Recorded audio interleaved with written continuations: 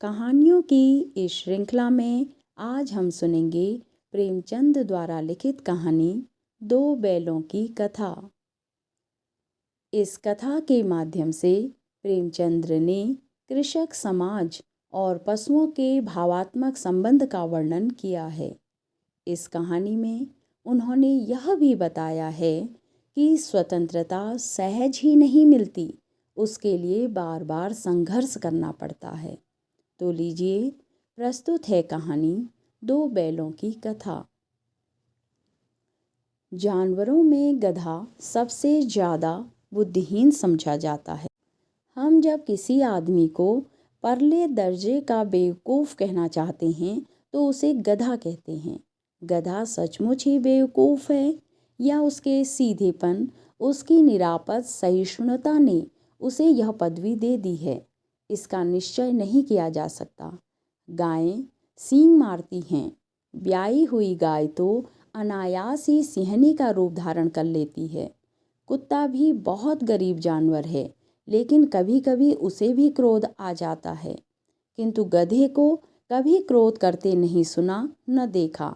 जितना चाहे गरीब को मारो, चाहे जैसी खराब सड़ी हुई घास सामने डाल दो, उसके चेहरे पर कभी असंतोष की छाया न दिखाई देगी। बैशाख में चाहे एकाध बार कुलेल कर लेता हो, पर हमने तो उसे कभी खुश होते नहीं देखा। उसके चेहरे पर एक विषाद स्थायी रूप से छाया रहता है। सुख दुख, हानि लाभ, किसी भी दशा में उसे बदलते नहीं देखा। ऋषियों मुनियों के जितने गुण हैं वे सभी उसमें पराकाष्ठा को पहुंच गए हैं, पर आदमी उसे बेवकूफ़ कहता है। सद्गुणों का इतना अनादर कभी नहीं देखा।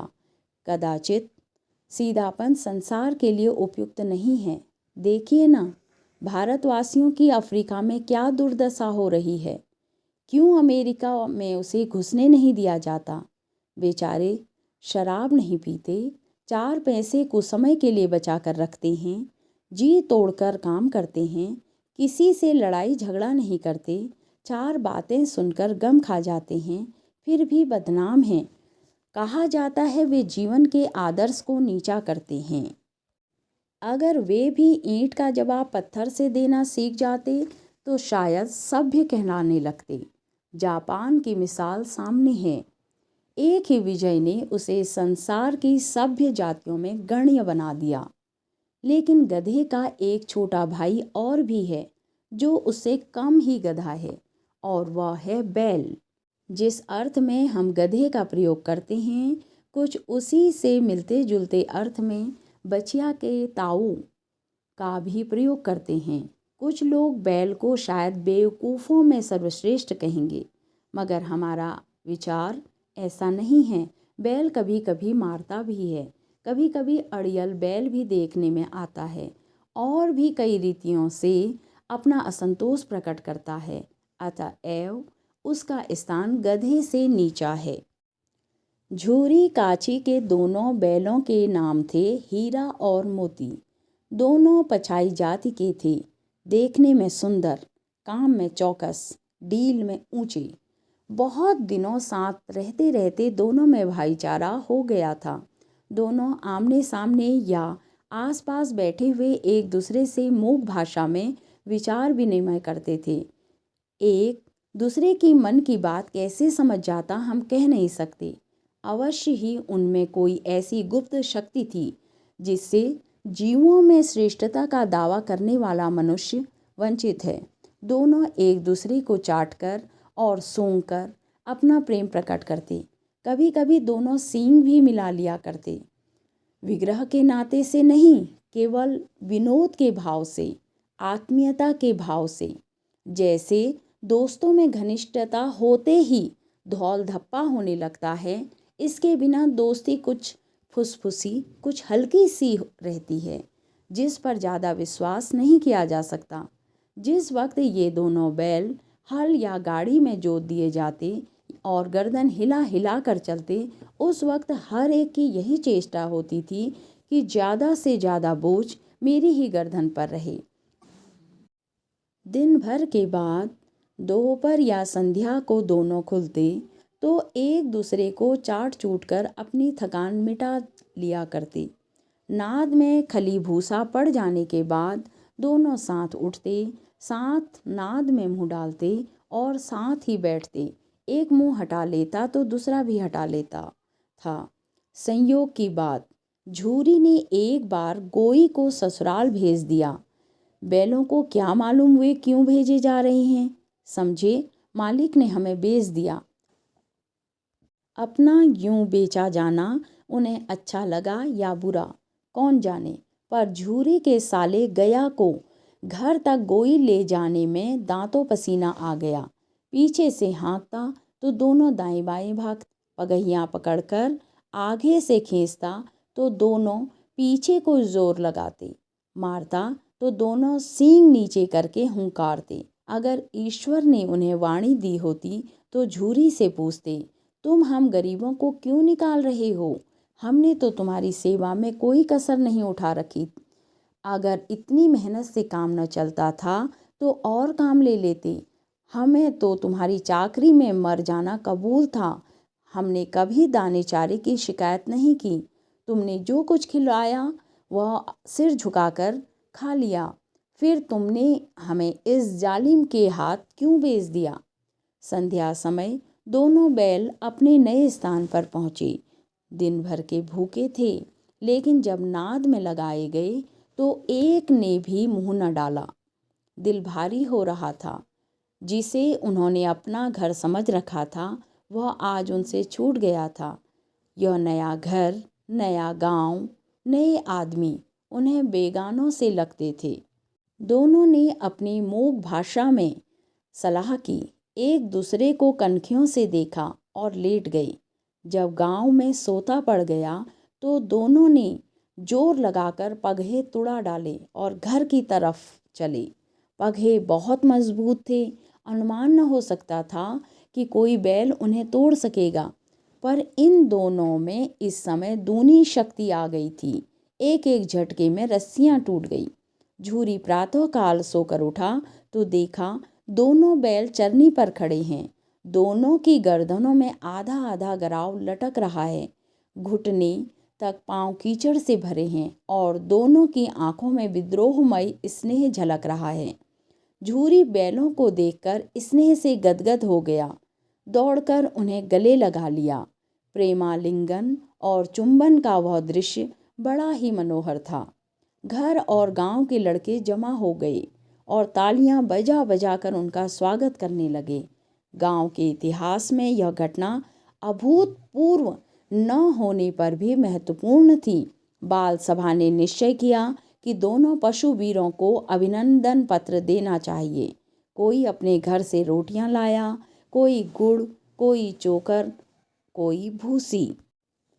एक बालक ने कहा, ऐसे बैल किसी के पास न होंगे। दूसरे ने समर्थन किया, इतनी दूर से दोनों अकेले चले आए। तीसरा बोला, बैल नहीं हैं वे, उस जन्म के आदमी हैं। इसका प्रतिवाद करने का किसी को साहस न हुआ। झूरी की स्त्री ने बैलों को द्वार पर देखा तो जल उठी। बोली, कैसे नमक हराम बैल हैं कि एक दिन वहां काम न किया, भाग खड़े हुए। झूरी अपने बैलों पर यह आक्षेप न सुन सका। नमक हराम क्यों है? दाना चारा न दिया होगा तो क्या करते? स्त्री ने रौब के साथ कहा, बस तुम ही तो बैलों को खिलाना जानते हो, और तो सभी पानी पिला पिला कर रखते हैं। झूरी ने चिढ़ाया, चारा मिलता तो क्यों भागते? स्त्री चिड़ी, भागे इसलिए कि वे तुम जैसे बुद्धुओं की तरह बैलों को सहलाते नहीं, खिलाते हैं तो रगड़कर जोतते भी हैं। ये दोनों ठहरे कामचोर, भाग निकले। अब देखूं कहाँ से खली और चोकर मिलता है। सूखे भूसे के सिवा कुछ न दूंगी, खाएं चाहे मरें। वही हुआ।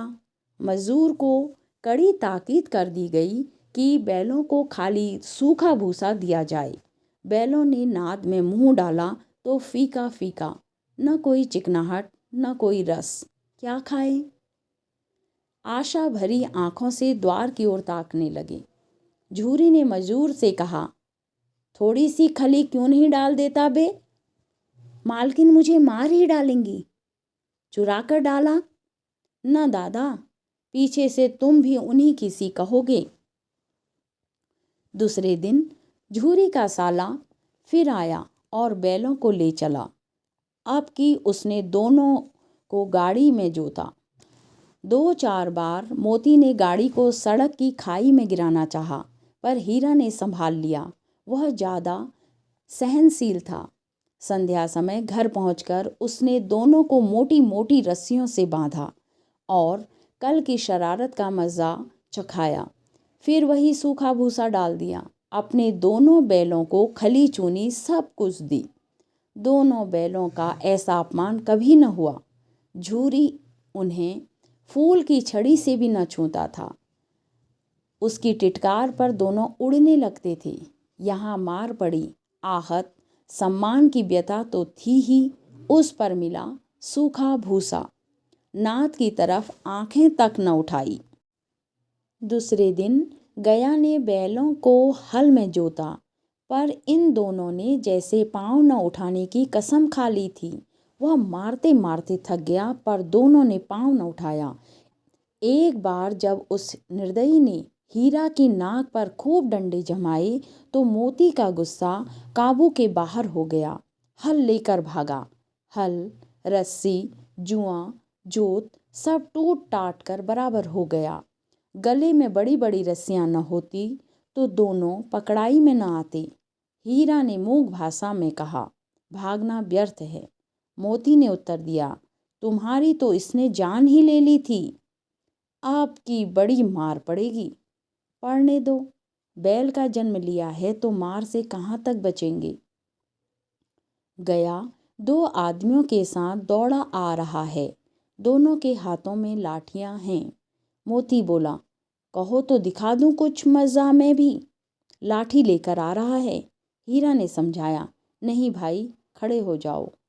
मुझे मारेगा तो मैं भी 1-2 को गिरा दूंगा। नहीं, हमारी जाति का यह धर्म नहीं है। मोती दिल में ऐंठ कर रह गया। गया आ पहुंचा और दोनों को पकड़कर ले चला। कुशल हुई कि उसने इस वक्त मारपीट न की, नहीं तो मोती भी पलट पड़ता। उसके तेवर देखकर गया और उसके सहायक समझ गए कि इस वक्त टाल जाना ही मसलहत है। आज दोनों के सामने फिर वही सूखा भूसा लाया गया। दोनों चुपचाप खड़े रहे। घर के लोग भोजन करने लगे। उस वक्त छोटी सी लड़की 2 रोटियां लिए निकली और दोनों के मुंह में देकर चली गई। उस एक रोटी से इनकी भूख तो क्या शांत होती, पर दोनों के हृदय को मानो भोजन मिल गया।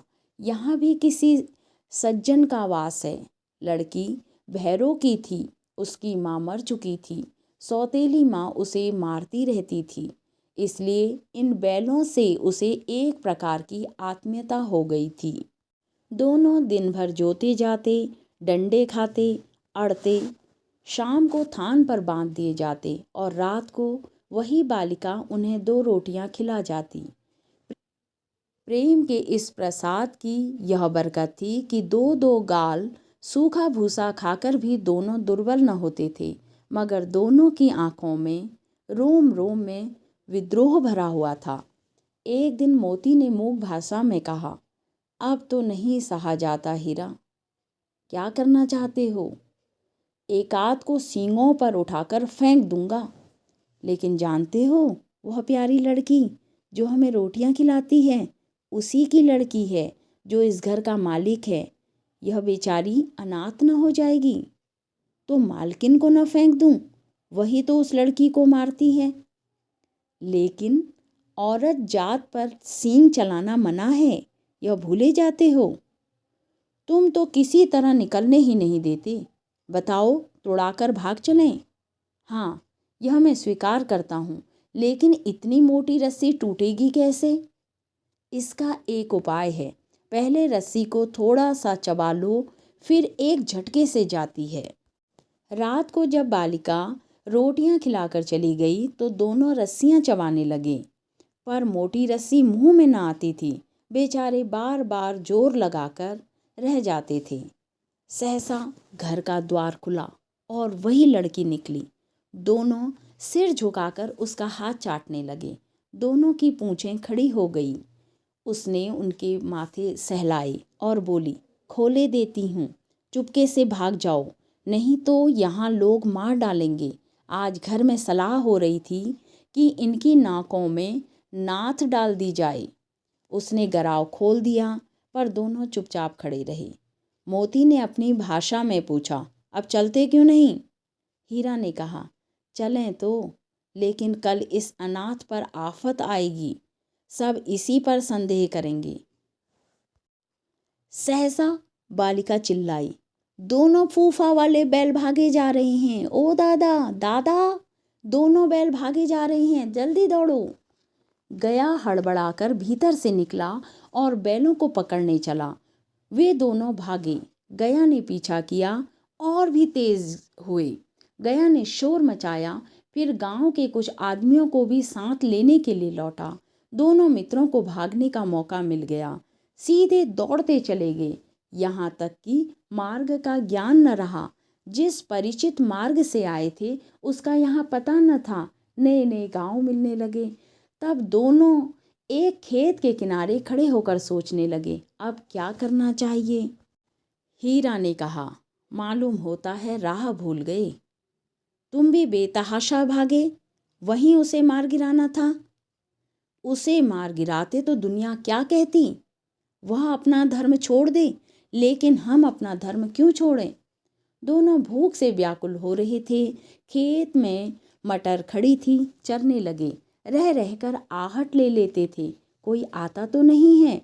जब पेट भर गया, दोनों ने आज़ादी का अनुभव किया तो मस्त होकर उछलने कूदने लगे। पहले दोनों ने डकार ली, फिर सींग मिलाए और एक दूसरे को ठेलने लगे। मोती ने हीरा को कई कदम पीछे हटा दिया, यहाँ तक कि वह खाई में गिर गया। तब उसे भी क्रोध आया, संभल कर उठा और फिर मोती से मिल गया। मोती ने देखा खेल में झगड़ा हुआ चाहता है तो किनारे हट गया। अरे यह क्या, कोई सांड डौंकता चला आ रहा है। हाँ, सांड ही है। वह सामने आ पहुंचा। दोनों मित्र बगलें झांक रहे थे। सांड पूरा हाथी है, उससे भिड़ना जान से हाथ धोना है। लेकिन न भिड़ने पर भी जान बचती नहीं नजर आती। इन्हीं की तरफ आ रहा है। कितनी भयंकर सूरत है। मोती ने मूक भाषा में कहा, बुरे फंसे, जान बचेगी, कोई उपाय सोचो। हीरा ने चिंतित स्वर में कहा, अपने घमंड में भूला हुआ है, आरजू बिनती न सुनेगा। भाग क्यों न चले। भागना कायरता है तो फिर यहीं मरो। बंदा तो 9-2-11 होता है, और जो दौड़ाए तो फिर कोई उपाय सोचो जल्दी।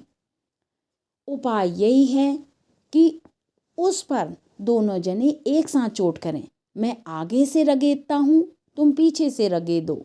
दोहरी मार पड़ेगी तो भाग खड़ा होगा।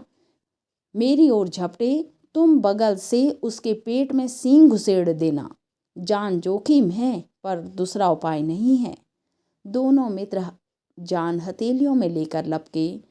सांड को भी संगठित शत्रुओं से लड़ने का तजुर्बा न था। वह तो एक शत्रु से मल्ल युद्ध करने का आदी था।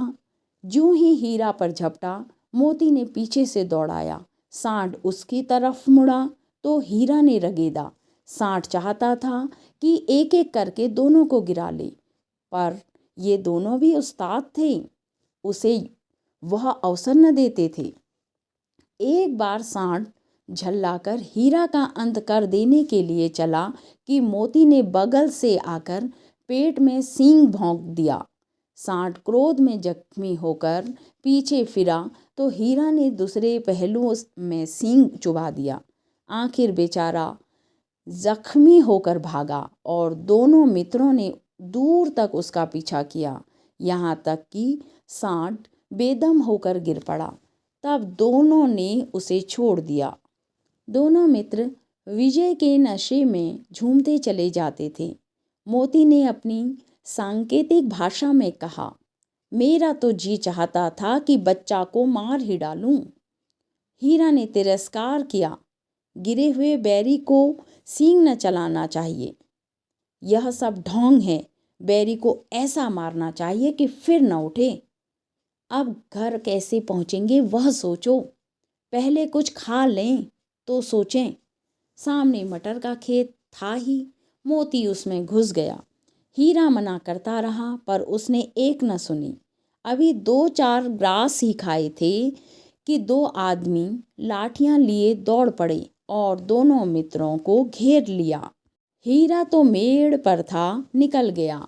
मोती सींचे हुए खेत में था, उसके खुर कीचड़ में धंसने लगे, न भाग सका, पकड़ लिया। हीरा ने देखा संगी संकट में है तो लौट पड़ा, फंसेंगे तो दोनों फंसेंगे। रखवालों ने उसे भी पकड़ लिया। प्रातःकाल दोनों मित्र काजी हौस में बंद कर दिए गए। दोनों मित्रों को जीवन में पहली बार ऐसा साबिका पड़ा कि सारा दिन बीत गया और खाने को एक दिन का भी न मिला। समझ ही में न आता था यह कैसा स्वामी है। इससे तो गया फिर भी अच्छा था। यहाँ कई भैंसें थी, कई बकरियाँ, कई घोड़े, कई गधे, पर किसी के सामने चारा न था। सब जमीन में मुर्दों की तरह पड़े थे। कई तो इतने कमज़ोर हो गए थे कि खड़े भी न हो सकते थे।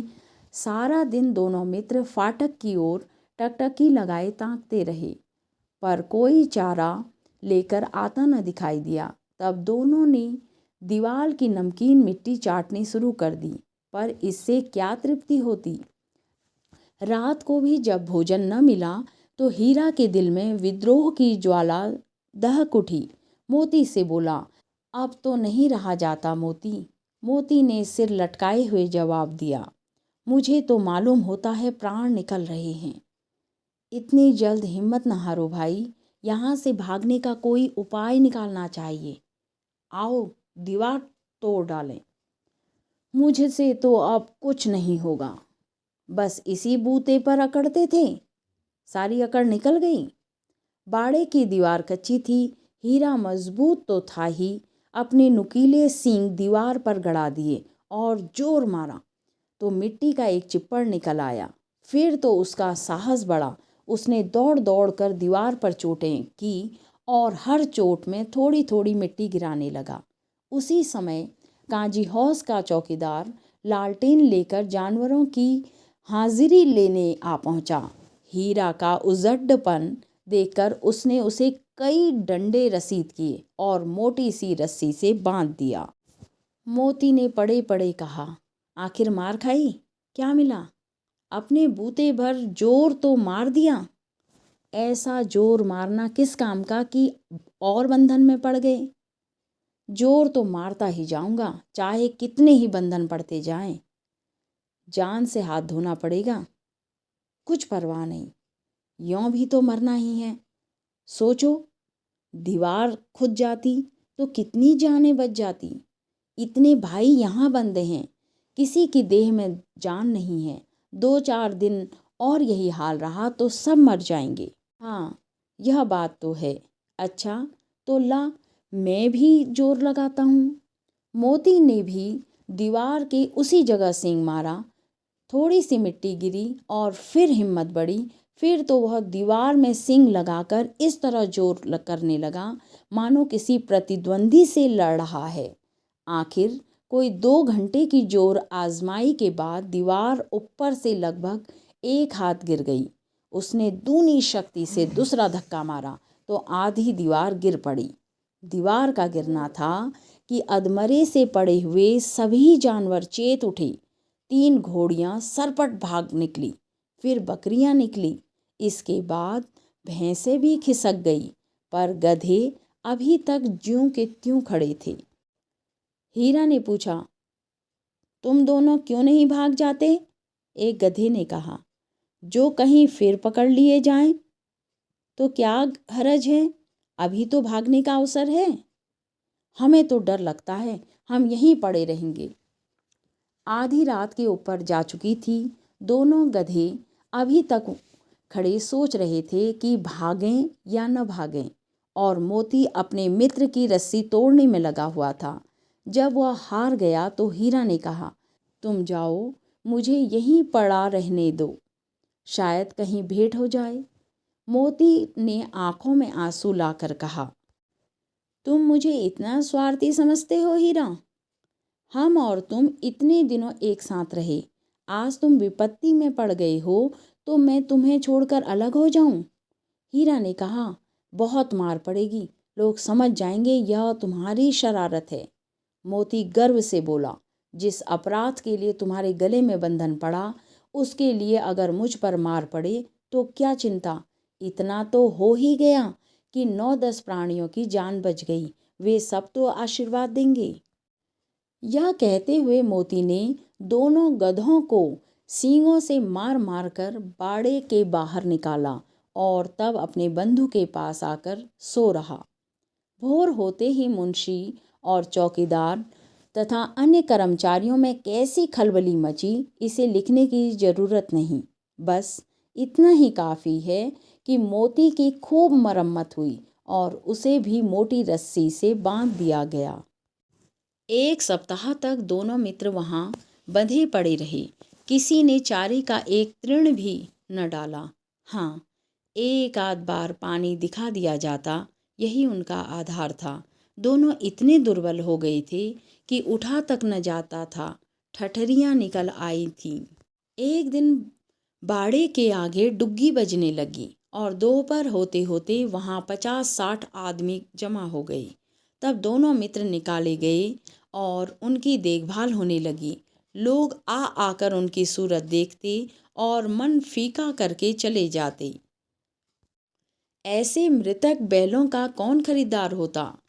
सहसा एक दड़ियल आदमी, जिसकी आंखें लाल थीं और मुद्रा अत्यंत कठोर, आया और दोनों मित्रों के कूल्हों में उंगली गोदकर मुंशी जी से बातें करने लगा।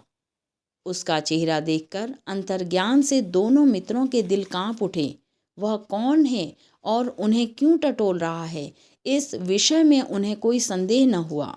दोनों ने एक दूसरे को भीत नेत्रों से देखा और सिर झुका लिया। हीरा ने कहा, गया के घर से नाहक भागे, अब जान न बचेगी। मोती ने अश्रद्धा के भाव से उत्तर दिया, कहते हैं भगवान सबके ऊपर दया करते हैं, उन्हें हमारे ऊपर क्यों दया नहीं आती?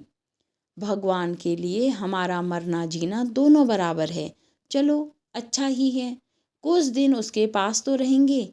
एक बार भगवान ने उस लड़की के रूप में हमें बचाया था, क्या वह अब न बचाएंगे? यह आदमी छुरी चलाएगा, देख लेना। तो क्या चिंता है? मांस, खाल, सींग, हड्डी सब किसी न किसी के काम आ जाएंगे। नीलाम हो जाने के बाद दोनों मित्र उस दड़ियल के साथ चले। दोनों की बोटी बोटी कांप रही थी। बेचारे पांव तक न उठा सकते थे, पर भय के मारे गिरते पड़ते भागे जाते थे, क्योंकि वह जरा भी चाल धीमी हो जाने पर जोर से डंडा जमा देता था। राह में गाय बैलों का एक रेवड़ हरे हरे हार में चरता नजर आया। सभी जानवर प्रसन्न थे, चिकने चपल। कोई उछलता था, कोई आनंद में बैठा पांगुर करता था। कितना सुखी जीवन था इनका, पर कितने स्वार्थी हैं सब। किसी को कोई चिंता ही नहीं कि उनके दो भाई बधिक के हाथ पड़े कैसे दुखी हैं। सहसा दोनों को ऐसा मालूम हुआ कि यह परिचित रहा है। हाँ, इसी रास्ते से गया उन्हें ले गया था। वही खेत, वही बाग, वही गांव मिलने लगे। प्रतिक्षण उनकी चाल तेज होने लगी। सारी थकान, सारी दुर्बलता गायब हो गई। यह लो, अपना ही हार आ गया। इसी कुएं में हम पुर चलाने आया करते थे। यही कुआं है। मोती ने कहा, हमारा घर नगीच आ गया। हीरा बोला, भगवान की दया है, मैं तो अब घर भागता हूँ। यह जाने देगा? इसे मैं मार गिराता हूँ। नहीं नहीं, दौड़कर थान पर चलो, वहाँ से हम आगे न जाएंगे। दोनों उन्मत्त होकर बछड़ों की भांति कुलेले करते हुए घर की ओर दौड़े। वह हमारा थान है, दोनों दौड़कर अपने थान पर आए और खड़े हो गए।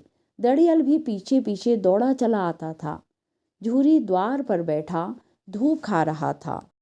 बैलों को देखते ही दौड़ा और उन्हें बारी बारी से गले लगाने लगा। मित्रों की आंखों से आनंद के आंसू बहने लगे। एक झूरी का हाथ चाट रहा था। दड़ियल ने जाकर बैलों की रस्सियां पकड़ ली। झूरी ने कहा, मेरे बैल हैं। तुम्हारे बैल कैसे? मैं मवेशी खाने से नीलाम लिए आता हूँ। मैं तो समझा हूँ चुराए लिए आते हो।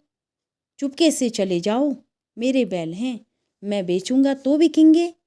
किसी को मेरे बैल नीलाम करने का क्या अख्तियार है?